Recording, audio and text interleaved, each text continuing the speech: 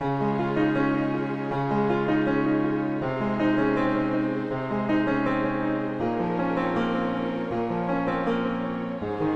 unti-unti nang nalilinawan ang lahat sa umano'y kurakutang nagaganap sa bansa. Ito nga ay matapos magbigay ng salaysay si Zaldico at tinurong mga big boss sina President Bongbong Marcos at Romualdez. Samantala napag-alaman naman ngayong araw ay lumipad na di umano papuntang ibang bansa si President Bongbong Marcos at hindi pa umano alam kung bakit ito biglaang ng ibang bansa. Ayon sa netizens tila natatakot na umano ito matapos na itimbre ni Zaldi sa madla. Narito panoorin ang video. Ayan na mga boss, nagsalita na si resigned Representative Zaldico, ang former Appropriations Chair ng Kongreso noong 19th Congress. At idinawit na niya, isinama na niya si Pangulong Bongbong Marcos at si former Speaker Martin Romualdez dito sa usapin ng flood control scandal. Sige, pakishare. Magandang hapon, mga kamanggagawa, mga ordinaryong Pilipino, mga ninakawan, mga nabaha, mga namatayan, mga naapektuhan ng mga nagdaang bagyo, mga nawalan ng ari-arian, mga boss, sa lahat ng mga Pilipino at mga manggagawa na inagawan, ninakawan ng kinabukasan, hindi lang pera ang ninakaw sa atin, kundi buhay, ari-arian, kinabukasan natin. Magandang hapon po sa inyong lahat. Tama nga yung sinasabi nila, hindi lahat ng lihim ay mananatiling lihim. Mabubunyag at mabubunyag. Mga boss, nagsalita na si resigned Representative Zaldico at napakahalaga ng kanyang binanggit dahil siya ang former Appropriations Chair noong 19th Congress na nagbalangkas o gumawa noong 2025 budget kung saan nandyan yung samut-sari na mga insertion, anomalous and ghost na mga flood control projects at infrastructure projects. At napakahalaga mga boss ng statement na ito dahil idinadawit at itinuturo nito si Pangulong Bongbong Marcos at si former Speaker Martin Romualdez dito sa kagimbal-gimbal, the greatest corruption scandal in recent history.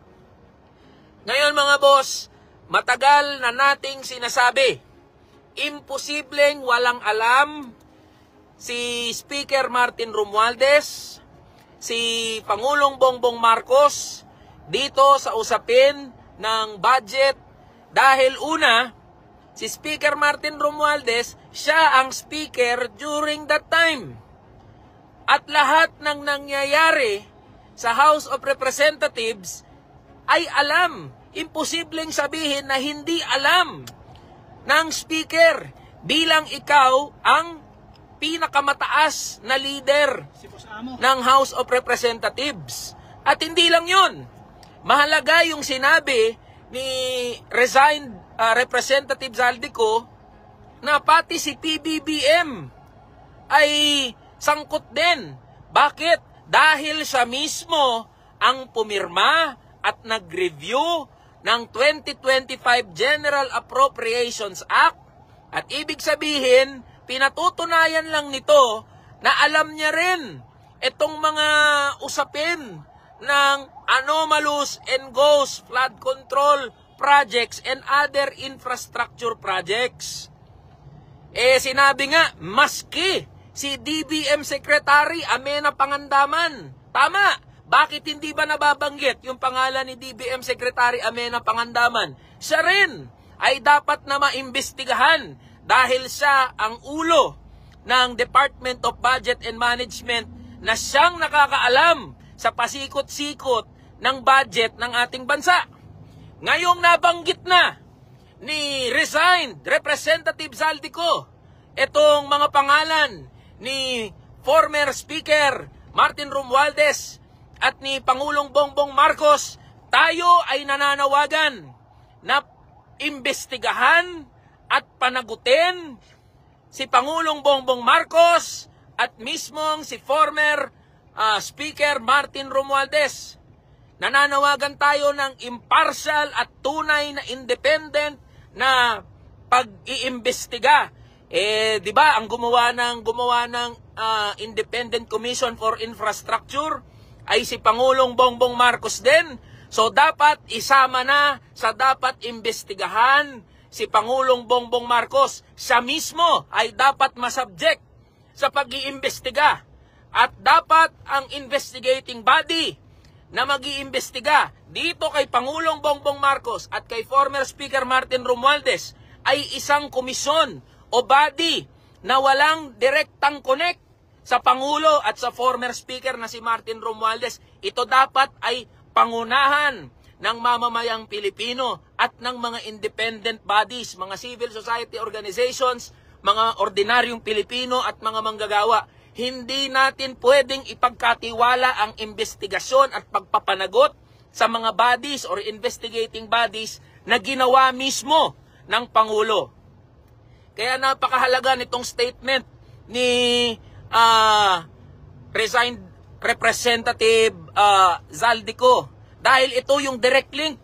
Ito na yung inaantay. Ito yung matagal nang tinatanong ng mga manggagawa at ordinaryong Pilipino na maglilink o magbibigay ng direksyon o direktang linya, koneksyon patungo kay Pangulong Bongbong Marcos at kay former Speaker Martin Romualdez. Ngayon, kung sinasabi natin lahat ng sangkot ay dapat managot, ang binabanggit natin ngayon, ibig sabihin, pati si Pangulong Bongbong Marcos ay dapat nang imbestigahan, sumalang sa investigasyon. Alam nyo mga boss, hindi simple yung statement. Hindi simple yung statement na binanggit ni Zaldico. Dahil ito yung nag-i-implicate, directly nag-i-implicate, merong direct hand. Ibig sabihin, sabi ng Pangulo, di ba? Sabi ni, sino nagsabi no? Si Yusek Claire Castro. Sabi ni Yusek Claire, papaano mai-involve ang Pangulo kung siya ang nagbukas nitong issue ng korupsyon? Ito na po yun. Sagutin nyo po ito ngayon, Malacanang. Kayo na mismo ang implicated, direkta, na itinuturo ng former approacher na si Zaldico. Ayan ngayon ang ayan na ang dapat natin na abangan. Ano ngayon ang justification dito ng Malacanang at ng Palasyo? Porket nagsalita si Zaldico, ibig sabihin ba niyan absuelto na siya? Hindi po mga boss. Pinatutunayan lang nito na they are equally accountable. Kung ano ang galit natin kay Zaldico, kung ano ang galit natin doon sa mga nasangkot sa iba't ibang mga issue ng flood control anomaly, flood control scandal, ganun din dapat ang ating galit dito sa mga additional cast of characters na naidagdag. Parang teleserye. Ngayon, mga boss, sinasabi ni Pangulong Bongbong Marcos, they know who these people are. May listahan. Now, Mr. President, can we see the list? Pwede ang patingin kami ng listahan? Pasilip kami ng listahan. Ngayon, binabanggit ni Mr. President, before the year ends, bago magpasko, may mga makukulong. Sino itong mga makukulong na to? If you yourself, Mr. President, is directly implicated in the flood control anomaly. Ito na yung binabanggit natin mga boss. No? Na imposibleng walang kinalaman ang executive, imposibleng walang kinalaman ang Pangulo, ang executive branch, at ang former Speaker of the House patungkol dito. napakaganda ng pagsisiwalat na nangyari ngayon dahil nabibigyan na tayo ng whole picture na ang korupsyon, mga boss, ay hindi kayang gawin lang ng isang tao o ng isang grupo ng mga tao, kundi ito ay nag-i-involve ng iba't ibang layer ng gobyerno, ng pamahalaan, ng iba't ibang mga sindikato mula sa nakunsabahan. Yung sistema mismo ay nakadesenyo para kurakutin ang kaban ng mamamayang Pilipino, ng mga ordinaryong Pilipino. So yan, nawawala daw ata ako. Yan, na ano tayo, na ginajam yung ano natin, ginajam yung ating ano, yung ating connection. So ang binabanggit natin dito, hindi lang si Bryce Hernandez ang may kaya niyan. Hindi lang si Diskaya, kakayanin ni Diskaya, kakayanin ni Bryce Hernandez, ni Alcantara, kakayanin ng mag-asawang Diskaya, yung ano, yung pagkopo sa mga kontrata, yung dyan sa flood control, anomaly and scandal, hindi. Merong pagtutulungan, merong pagkukuntsabahan na nangyayari, mga boss. Kaya dapat panagutin natin. Kapag sinabi natin, lahat ng sangkot ay dapat managot, pumapatungkol to mula sa pinakamataas hanggang sa pinakasimple at pinakamababa na posisyon sa ating gobyerno. Kaya yan, may nagsasabi. May nagsasabi, mga boss, DDS daw si Eli. Alam nyo, mga boss, lahat ng sangkot dapat managot. Keso si Marcos, keso kung sino man yan, na mga opisyal ng gobyerno, lagpasan nyo na ho yung kulay-kulay. Lagpasan nyo na ho yung mga pagsamba nyo sa mga politiko. Ninanakawan kayo pa rin. Ninanakawan na, gumising ho tayo. Hindi to usapin ng pagiging pro-Marcos o pro-Duterte. Hindi to usapin ng kulay sa politika. Ninanakawan na tayo, harap-harapan. Kaya wag tayong kulay-kulay. Parang hindi naman kayo nanonood palagi at nakaantabay sa mga sinasabi at inilalabas natin sa social media at sa media. Wala tong kulay-kulay, mga boss. Baka ngayon lang ulit siya nakanood. Kaya wala to, lumagpas na kayo dyan sa kulay-kulay ninyo. Tayo ay nananawagan ng accountability. Isang accountability na mamamayan mismo ang nananawagan ng pananagutan. Dapat may managot dito. So ayan, mga boss, sa lahat po ng mga manggagawa at ordinaryong Pilipino, sa mga binaha, sa mga nalubog na bahay, sa mga hindi nakapasok, sa mga nawalan ng kabuhayan, sa mga namatayan, sa mga nalubog sa putik, sa mga na-flash flood, sa mga na-landslide, mga boss, yung galit ninyo ay dalhin nyo sa social media at sa labas ng social media. Tayo po ay mag-ingay, mga lampag, kumilos. At kapag tayo ay nag-decide na kumilos, ibinabalik natin yung kapangyarihan, yung tunay na kapangyarihan sa kamay ng mamamayang Pilipino ng mga ordinaryo. Kaya nananawagan ako ng patuloy na pagkilos. Huwag po nating iasa sa mga politiko ang pagbabago ng ating bansa, ng sistema. Ang pagbabago po ay nasa ating mga kamay. So kumilos po tayo, makialam, makisangkot, makilahok dito sa usapin na ito. Dahil ang pinatutungkulan po natin dito ay daan-daang bilyong piso. So, PBBM, former Speaker Martin Romualdez, hindi po kayo safe. Ang ating panawagan, kayo ay maimbestigahan, kayo ay mapanagot, at kung mapatunayan na kayo ang nanguna, arkitekto ng pandarambong sa bilyong-bilyong piso sa kaban ng mga manggagawa at ordinaryong Pilipino, kayo ay dapat na maikulong at kayo rin, yung mga ari-arian ninyo ay dapat masequester, mabawi ng pamahalaan. So ayan, mga boss, laban lang po tayo. Antayin po natin yung ilan pang updates. Laban lang, mga boss. Yung magiging epekto nito sa presidente na siya mismo ang nagpapa-imbestiga dito sa katiwalian? Mahirap mag-comment ngayon. I have to look at the video, I have to decipher yung video, but definitely seryoso yung kanyang mga sinasabi, pero hindi rin natin matiyak kung totoo yung kanyang sinasabi. Pero as to the validity, Senator, dapat dito niya gawin ba yung statement niya? O dapat Para sa akin, basic, kung ikaw ay walang tinatago, dapat nandito ka physically. Harapin mo itong mga tanong, pumunta ka dito sa hearing at harapin mo yung mga akusasyon sa iyo. Hindi yung nagtatago ka tapos gagawa ka ng video tapos ano-ano yung sinasabi mo. No? I think yung physical presence, yan ang pinaka-importante na magbe-vindicate sa'yo. Sir, dapat matingnan kung yan talaga ay siya o AI yun. Dapat ba yun? Oo, marami pa nga. May nagsasabi rin na artificial intelligence. Ako personally, hindi ko pa nakita yung video. No? Titignan ko nga ngayon pag akyat ko. So, marami pang katanungan. No? But definitely, kung ano man yung sinasabi niya, mabigat yung kanyang sinasabi. Kaya dapat talagang kilatisin mabuti yung kanyang sinasabi. At also yung legalidad ng kanyang sinasabi. Ang nag-deliver papunta sa bahay nila Pangulong Bongbong Marcos at Speaker Martin Romualdez mag-insert o magpasok ng 100 billion worth of projects sa BICAM. Sana po ay hindi nila ako mapatay bago ko mailabas ang lahat. Ginawa ko lang ang utos sa akin, pero ngayon, handa na akong harapin ang lahat. Ginagamit ng administrasyon ang buong resources ng bansa para tumahimik ako. That he will shoot me if I will talk. Gagamitin ako bilang panakipbutas sa kanilang kampanya laban sa korupsyon. Hindi na ako mananahimik, ilalabas ko ang lahat ng katotohanan. May resibo, may ebidensya, at may pangalan. Para sa bawat Pilipino, alam ko na buo ang galit ninyo sa akin ngayon.